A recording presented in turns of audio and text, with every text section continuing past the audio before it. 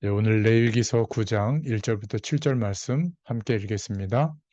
여덟째 날에 모세가 아론과 그의 아들들과 이스라엘 장로들을 불러다가 아론에게 이르되 속죄제를 위하여 흠 없는 송아지를 가져오고 번제를 위하여 흠 없는 숫 양을 여호와 앞에 가져다 드리고 이스라엘 자손에게 말하여 이르기를 너희는 속죄제를 위하여 숫 염소를 가져오고 또 번제를 위하여 1년 되고 흠 없는 송아지와 어린 양을 가져오고 또 화목제를 위하여 여호와 앞에 드릴 수소와 숫 양을 가져오고 또 기름 섞은 소제물을 가져오라 하라. 오늘 여호와께서 너희에게 나타나실 것임이니라 하매 그들이 모세가 명령한 모든 것을 회막 앞으로 가져오고 온 회중이 나와 여호와 앞에 선지라. 모세가 이르되 이는 여호와께서 너희에게 하라고 명령하신 것이니 여호와의 영광이 너희에게 나타나리라. 모세가 또 아론에게 이르되 너는 제단에 나아가 내 속죄 죄와 내 번제를 드려서 너를 위하여 백성을 위하여 속죄하고 또 백성의 예물을 드려서 그들을 위하여 속죄하되 여호와의 명령대로 하라. 아멘. 네, 오늘 레위기 9장 1절부터 7절까지 말씀을 통해서 위임받은 후의 첫 제사라는 제목으로 함께 은혜를 나누겠습니다. 지난 2주 동안 아프리카 케냐 현장을 다녀오게 됐는데요. 여러분들이 기도를 많이 해주셔서 하나님의 큰 은혜와 또 하나님이 하시는 것들을 보고 또 건강하게 잘 돌아오게 된 거 감사를 드리고 또 하나님께 영광 돌려드립니다. 서론으로 좀 생각해 볼 것은 예수님께서 마태복음 12장 25절부터 30절에 보면 저와 여러분의 집에 하나님의 나라가 임하지 않으면 안 된다고 말씀하셨습니다. 성령이 임하고 흑암 세력이 묶여야만 하나님의 나라가 임한다 이렇게 말씀하고 있거든요. 이 부분을 못 깨달으면 하나님과 상관이 없다 이렇게까지 말씀하셨어요.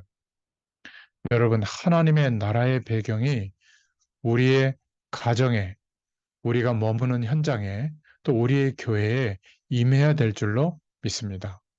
그런데 이 세상은 요한복음 14장 16절에 보면 세상의 거짓 임금처럼 왕노릇하고 있는 존재가 있죠. 사단을 말하죠. 고린도후서 4장 4절에 보면 세상 신이라고 말하고 있고 요한복음 8장 44절에 보면 너희의 아비 마귀라고 표현하고 있습니다. 그렇기 때문에 하나님을 모르는 불신자들이 잘 되는 것을 보고 어, 좀 실망하거나 그럴 필요가 없는 거죠. 베드로전서 5장 7절부터 8절에도 보니까 너희의 대적, 거짓말장이, 속이는 자 이렇게 말하고 있습니다. 이 사단이라고 하는 존재가 역사하고 있기 때문에 이런 부분을 이해해야 우리가 하려고 하는 또 전도, 또 우리의 삶이 생명력 있게 살아가게 될 줄로 믿습니다. 그래서 예수님께서 제자들에게 알려주신 주기도문에도 보면 어, 나라의 나라가 임하게 하도록 기도해라 이렇게 말하고 있죠. 그리고 주기도문을 다 끝내고 너희는 먼저 그의 나라와 그의 의를 구하라. 그래야면 모든 것을 더하시리라. 마태복음 6장에 말씀하고 있습니다. 하나님의 나라가 임해야죠. 하나님의 나라가 임한다는 것은 하나님의 모든 통치와 영광과 그 축복이 임하는 겁니다. 그래서 사도행전 1장 3절에도 부활하신 주님이 제자들을 감람원이라고 하는 산에 불러서 하나님 나라의 일을 40일 동안 말씀하시니라 이렇게 기록하고 있잖아요. 뭐가 커지고 잘 되고 성공하고 교회가 부흥되고 그것이 축복이 아니고 하나님의 나라가 임하는 것을 말씀하고 있죠. 사도행전 19장 8절에도 보면 바울이 담대히 회당에 들어가 석 달 동안 하나님 나라에 관해서 말한 겁니다. 설명했죠.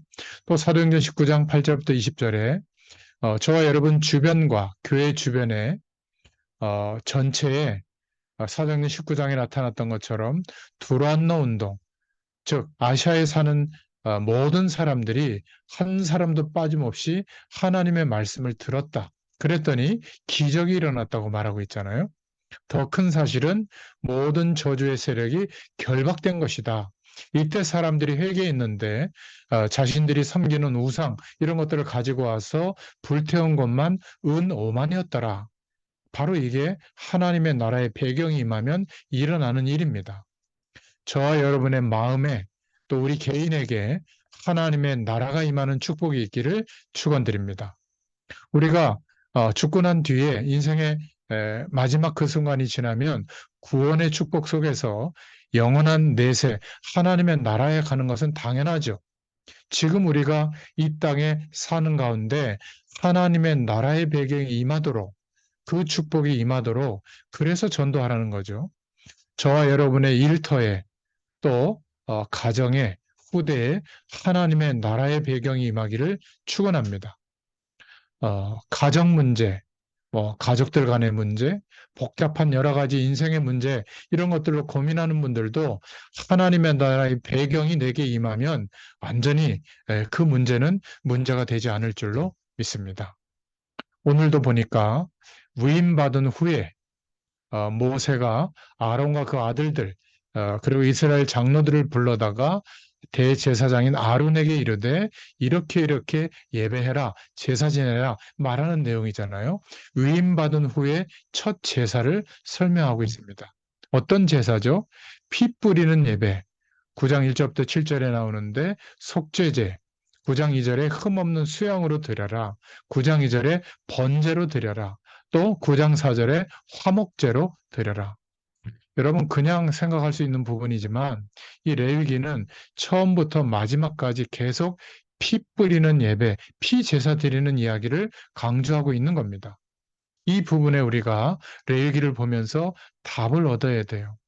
우리가 하나님 앞에 예배 드릴 때마다 그리스도와 십자가에서 이루신 그 비밀, 죽으시고 부활하신 그리스도의 일, 그리스도와 십자가에 대한 의미를 가지고 예배드리지 않으면 사실은 그 예배는 그냥 종교적인 예배죠. 실패하는 예배가 될 수 있습니다.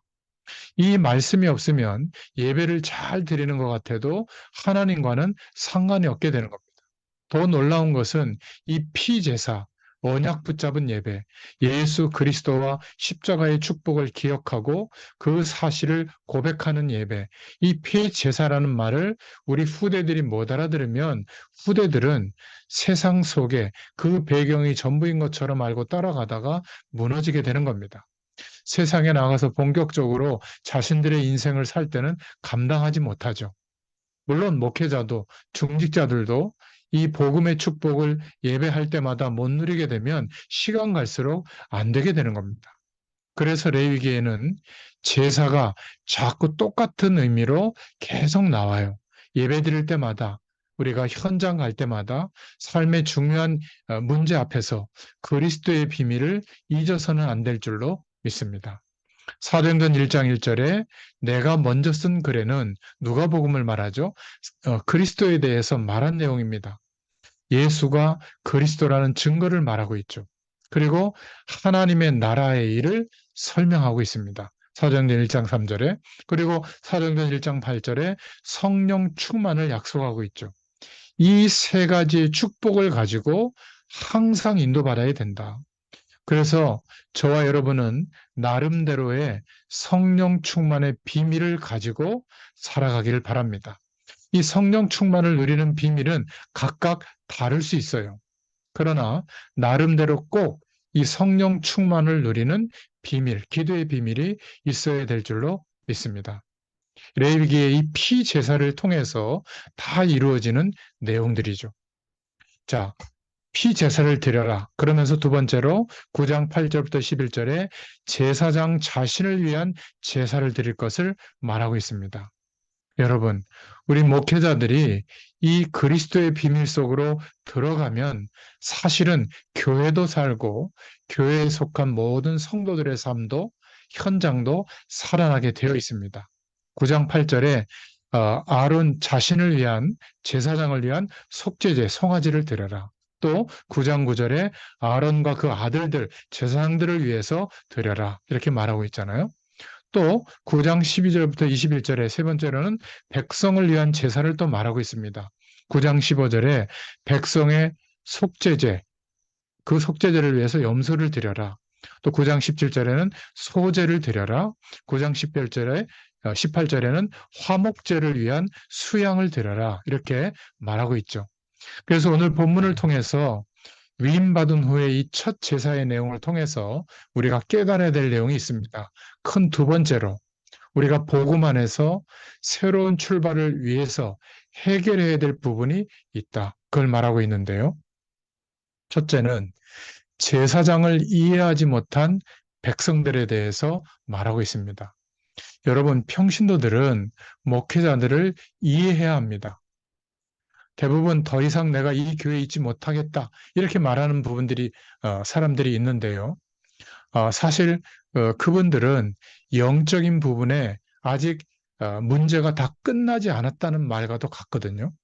목회자들은 이 부분을 이해하고 또 평신도들도 내 자신의 영적 상태에 대해서 알아야 됩니다.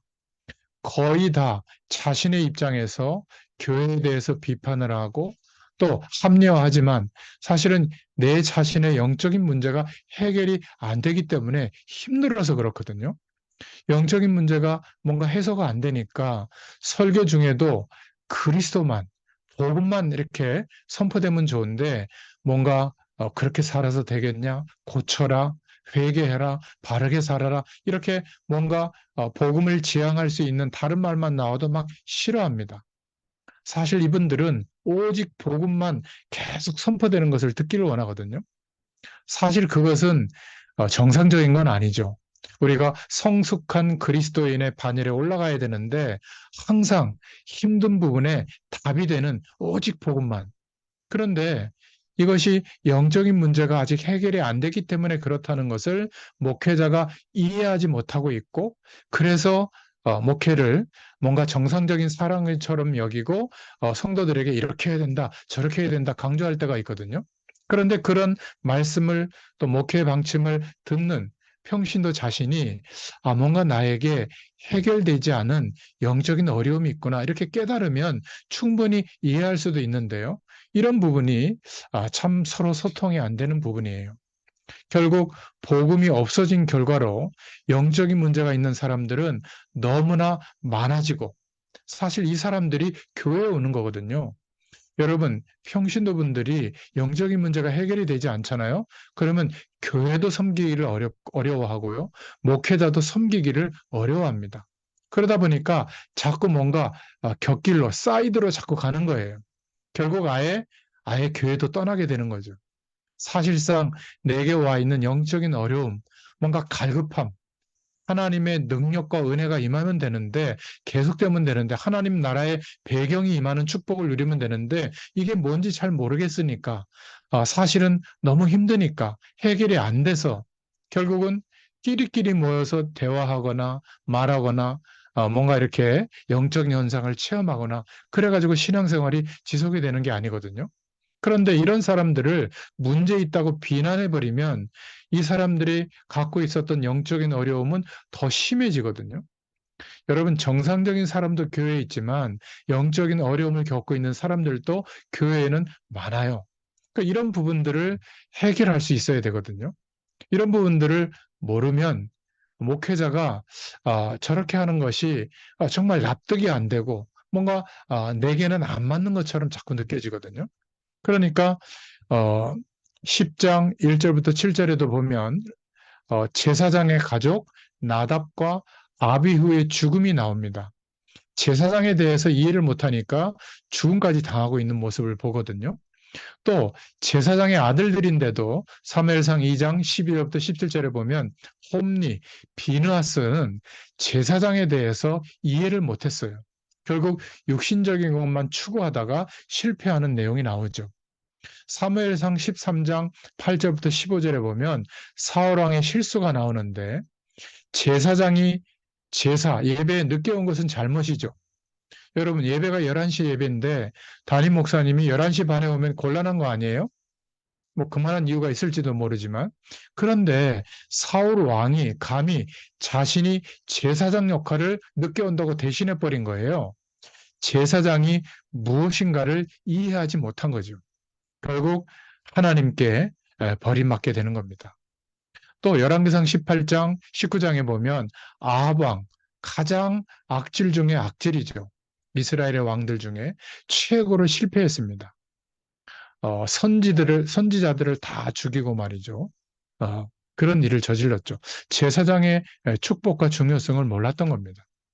또 누가복음 3장 18절부터 20절에 보면 헤롯 왕이 한 실수가 나오죠. 세례 요한을 죽이고 비참하게 죽인 겁니다. 제사장을 이해하지 못했어요.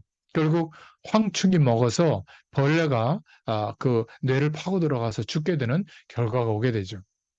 여러분, 또 두 번째로 하나님의 백성을 이해하지 못한 제사장도 있습니다. 목회자들은 평신도들을 이해해야 되거든요. 그런데 잘 이해하지 못할 때가 많아요.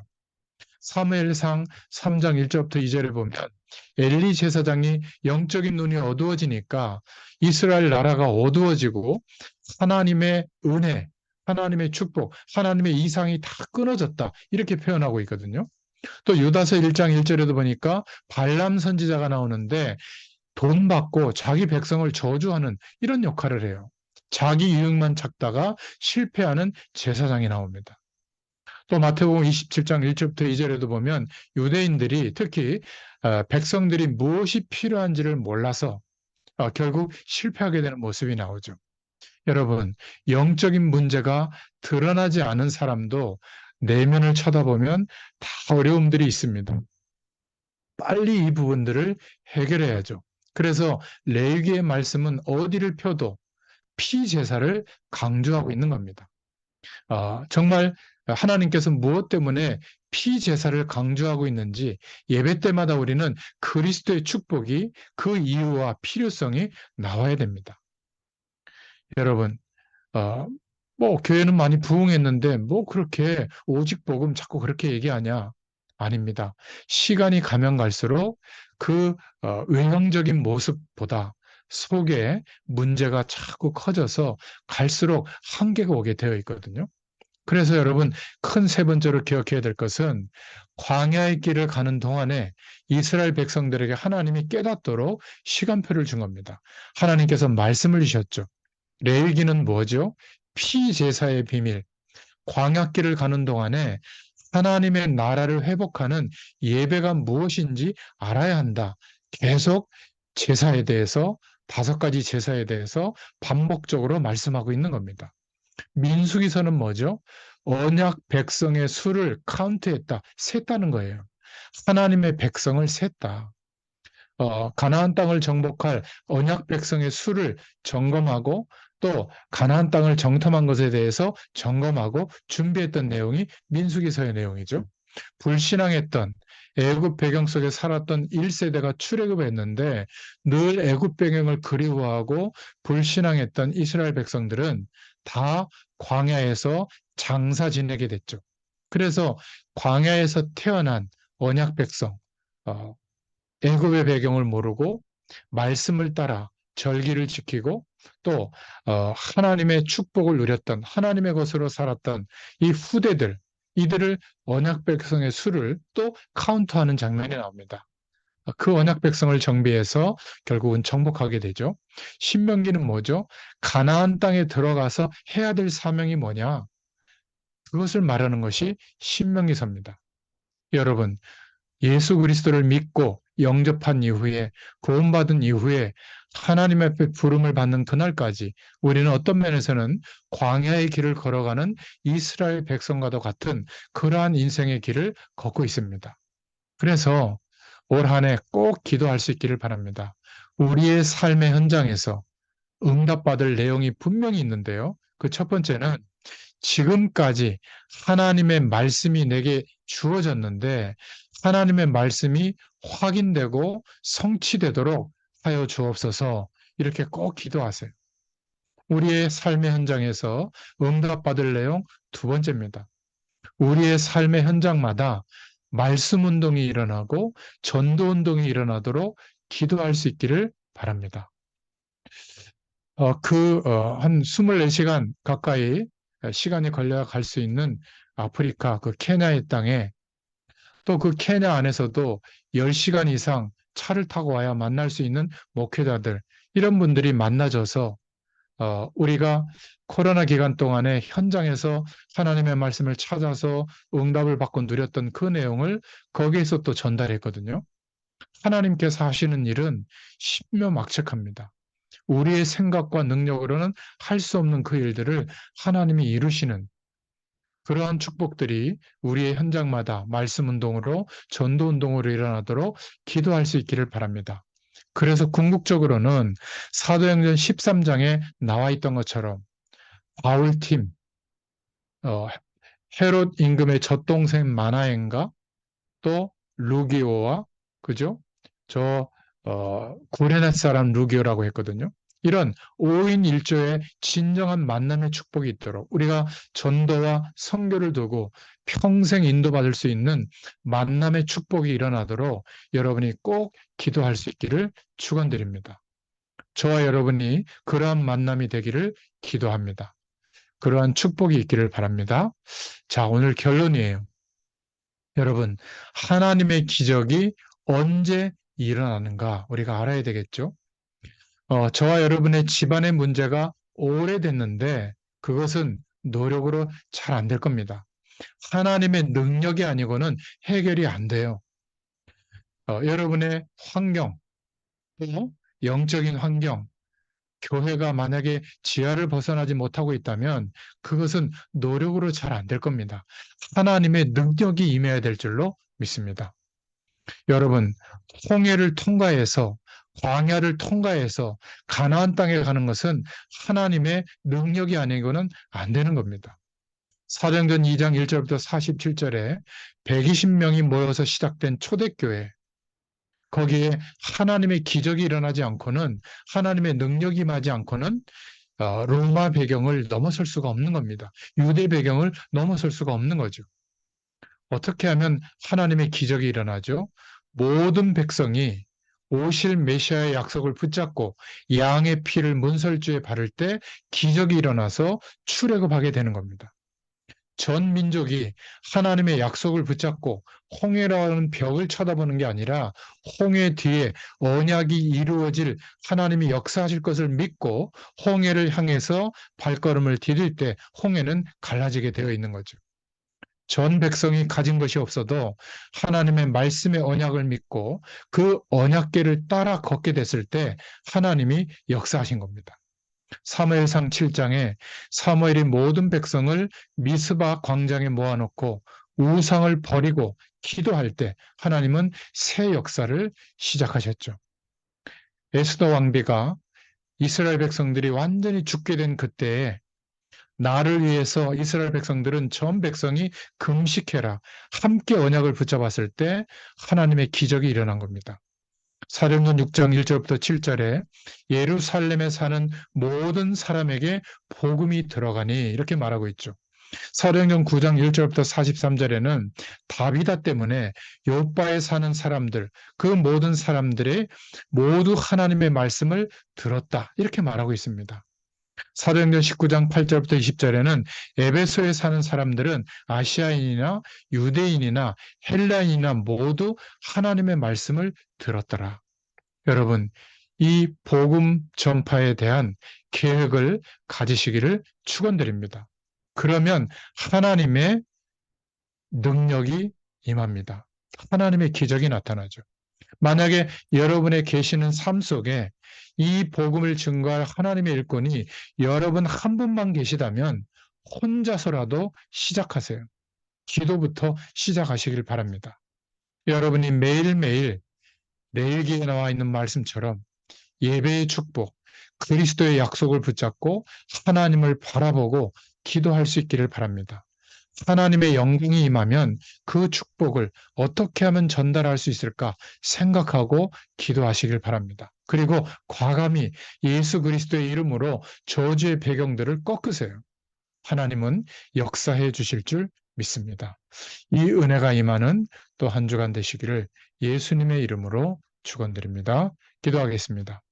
하나님, 참 감사합니다. 오늘도 레위기의 말씀을 통해서 왜 모일 때마다 그리스도의 약속을 붙잡고 예배해야 하는지, 피예배, 피제사의 중요성을 기억해야 하는지 다시 한번 복음의 이유와 그 축복을 깨닫고 믿음으로 그 약속 붙잡고 기도할 수 있게 하심을 감사합니다. 우리가 흩어지는 모든 현장마다 예수 그리스도의 이 복음이 드러나고 나타나는 하나님의 축복이 임하도록 역사하여 주시옵소서. 하나님의 영광이 임하는 모든 현장으로 역사하여 주시옵소서. 예수님의 이름으로 간절히 축복하옵고 기도하옵나이다. 아멘. 감사합니다.